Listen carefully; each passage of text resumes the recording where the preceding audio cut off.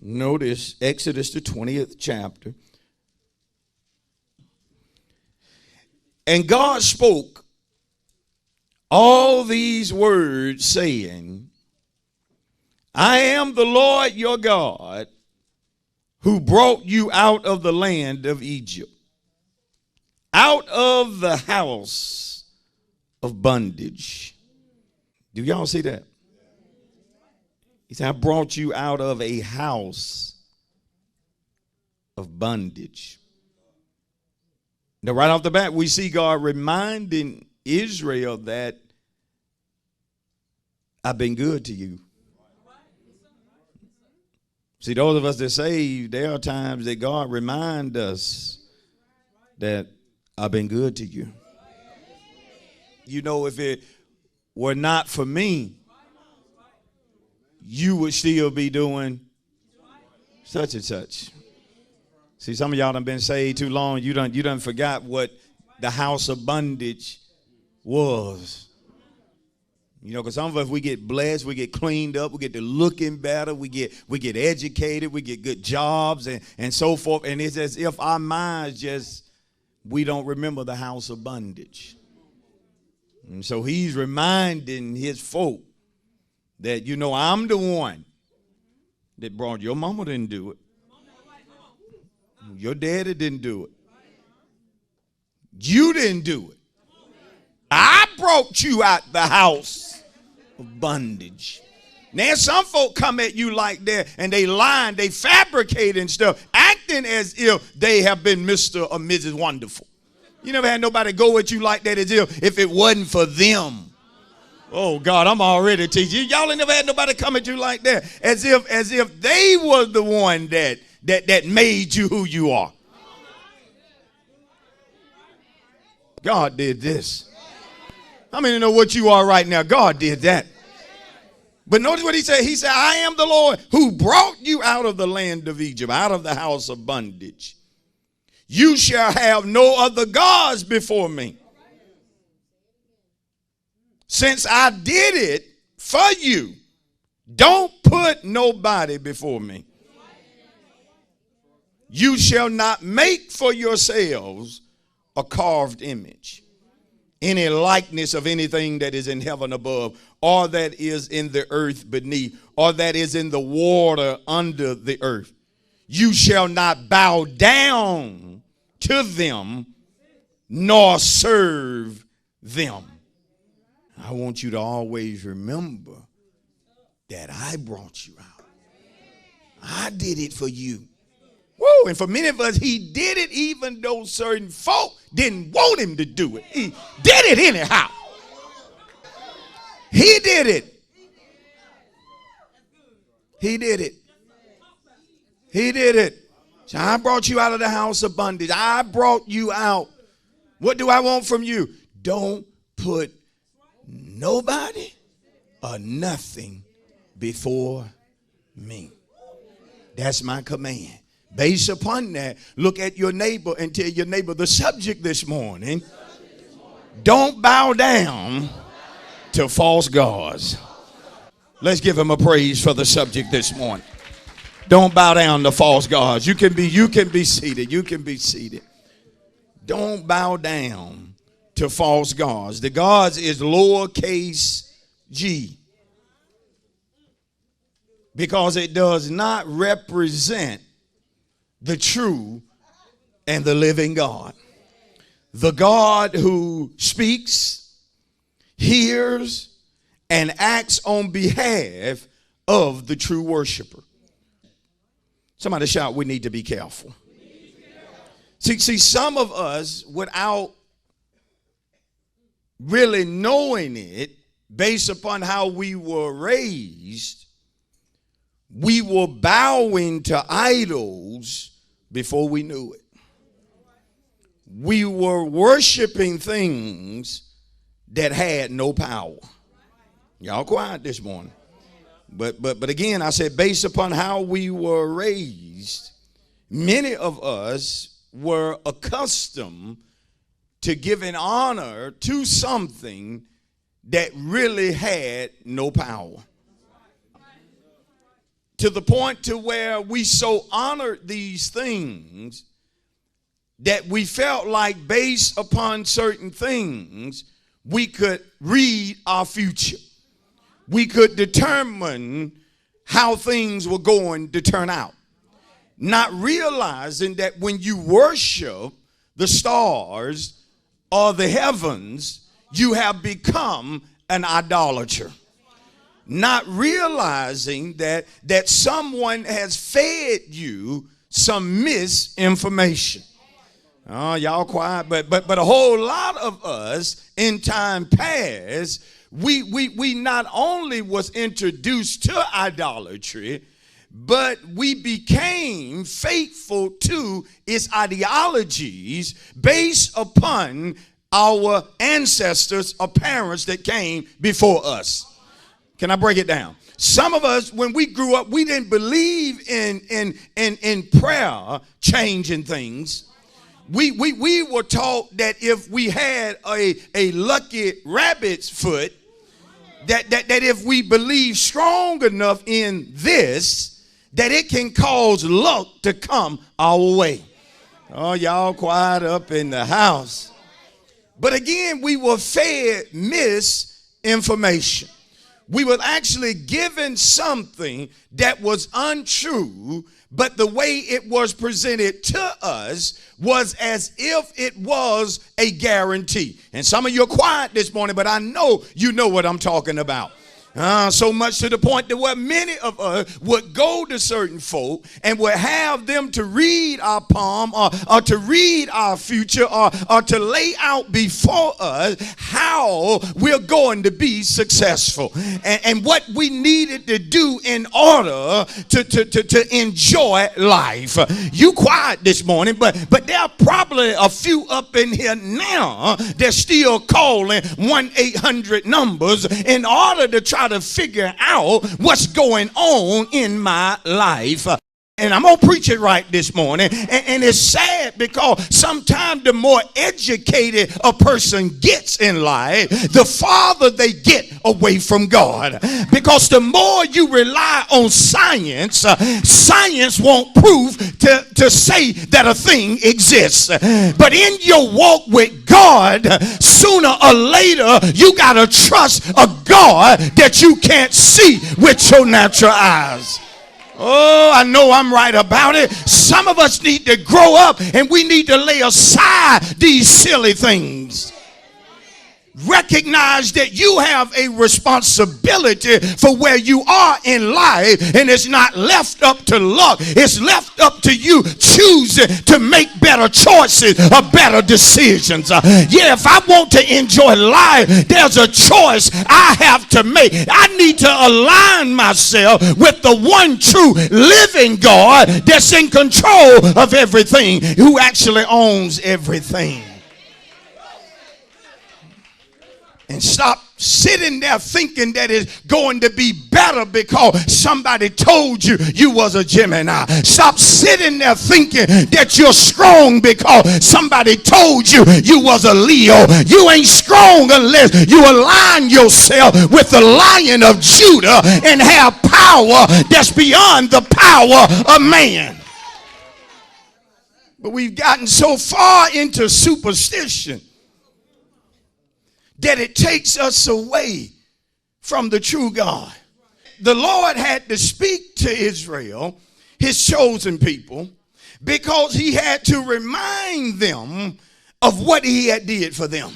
And I come to tell you, based upon the way some of us praise and the way some of us worship, we're often in need of being reminded of what God did for you. I'm telling you, when you know God has did something for you that man could not have done, you don't ever need to forget where God brought you from. Oh, you don't need to be ashamed of where God brought you from. You don't need to be ashamed of what God brought you out of, because it is a constant reminder that God is real despite what folks saying.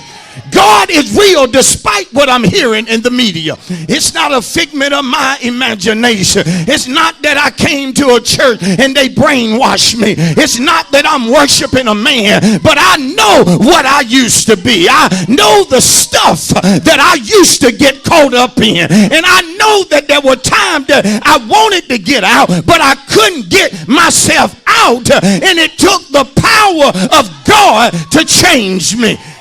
Because without him, you still be an alcoholic. Without him, you'll still be strung out on crack, tune powder, and whoremongering, and living deep in poverty. Do you ever get so high-minded that you begin to think you did it yourself? Sit down. Because that's what happens in the church. God saved folks. He sent them deliverance. He picked them up. And they begin to be blessed. And they forget who brought them out. Who saved their lives when an accident could have took them out. Who kept them out of prison even though they were guilty of the charge, but God released some mercy. Mercy showed up and you didn't get the time that they said you was going to get. I'm talking mercy showed up that you could be HIV positive today, but you know it's not out of your own goodness, but God had mercy on you. And I'm afraid that a lot of us done forgot. You have forgotten about the house of bondage. Watch this real quick. How many ever knew somebody that you grew up with that got blessed, got some money, got a position, got a job, and then all of a sudden they started acting like they didn't know what the project was? Ride by a certain neighborhood, tooting their nose and acting like, oh, hi. You know, y'all ain't never seen nobody get like that. Get a nice car, and now they want to act like because your air conditioned down and because you got your car sounding a little rough, they want to try to ride by you and try to look at you like they don't know what's wrong with you. Why you don't? I know I'm right. Don't let nobody get a degree. Woo! They got a degree and you don't? All of a sudden, they don't listen to nobody that didn't go to college. Some of the smartest folk I know never graduated high school. And some of the dumbest folks I know got 3 or 4 degrees. What are he talking about? He's talking about neology. Knowing how to pray, having a relationship with the one that know everything, that make you look smarter than what you really are. I'm talking about the one that directs your path and makes sure you get better even when your enemies try to set you up. That's what happened to me. God stepped in my life. Tell your neighbor it's called neology.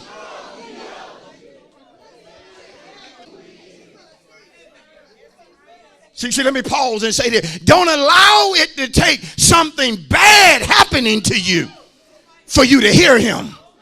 Because he's speaking loud and clear. He letting you know up in refuge in Nuna. God said, you better know who I am.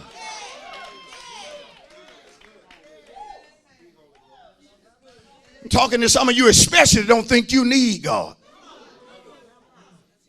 You one disease away from crying like a baby. You one accident away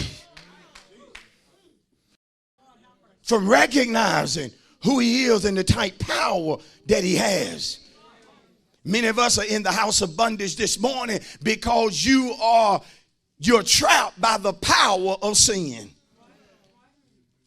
And sin is bondage. Because according to Paul in Romans 6:23, the wages of sin is death. Now, there are times that bondage seems to be pleasurable. Well, I didn't get that many amen. Because see, when you preach like this and you tell folks practice and sin equate bondage, the first thing they think about, well, it don't feel like bondage when I'm doing my thing. But I come to tell you, there is a flip side to doing your thing. There is a price tag to pay for doing your thing and not doing his thing. Yeah, you ain't doing nothing new because you getting high and doing this, that, and the other, and you think you getting turned up, you think you balling, you think you shot calling, and you think what you doing off the chain and all those other words that they feed you to make you do stupid stuff. Sin is bondage. But many of us are so entrapped or entangled to it, we don't have the power to come out of it. That's where God comes in. That's where Jesus comes in. That's where the Savior comes in. That's where the deliverer. He knew we could not deliver ourselves out of the house of bondage, watch, without his help. Israel couldn't leave Egypt without God's help. The same way you can't leave this world without God's help. If you coming out of the matrix, you need God to snatch you out of it. If you really want your eyes open, God has to open your eyes.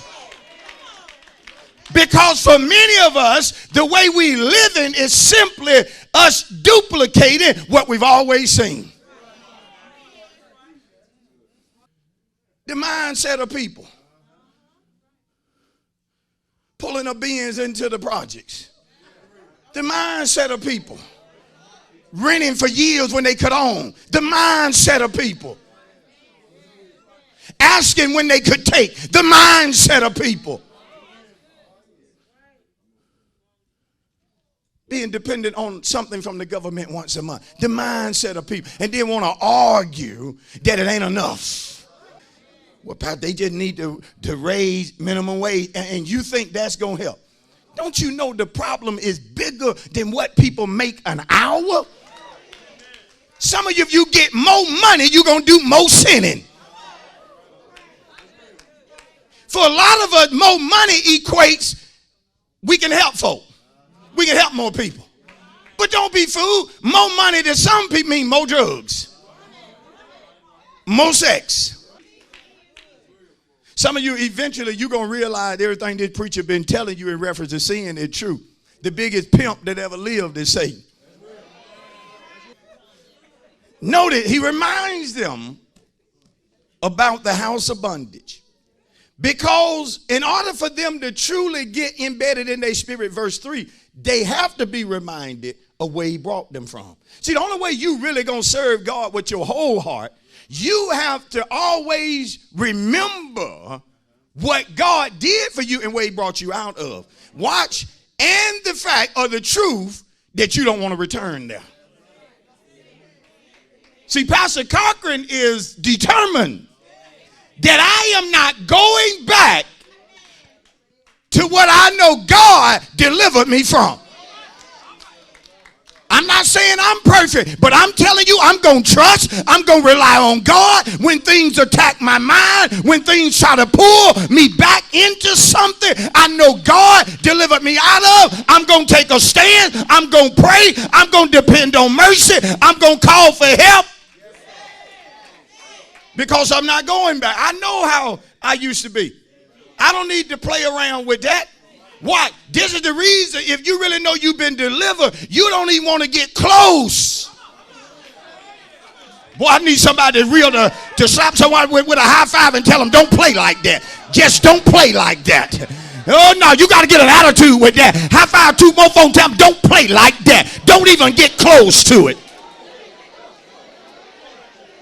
Don't play like that. Don't fool yourself. Don't think you're stronger than what you really are. If God delivered you from homosexuality, you can't get back to hanging with folk that hadn't been delivered. So he tells him, he said, you shall have no other gods before me. You shall have no other gods before me. Watch now, because this finna get tight.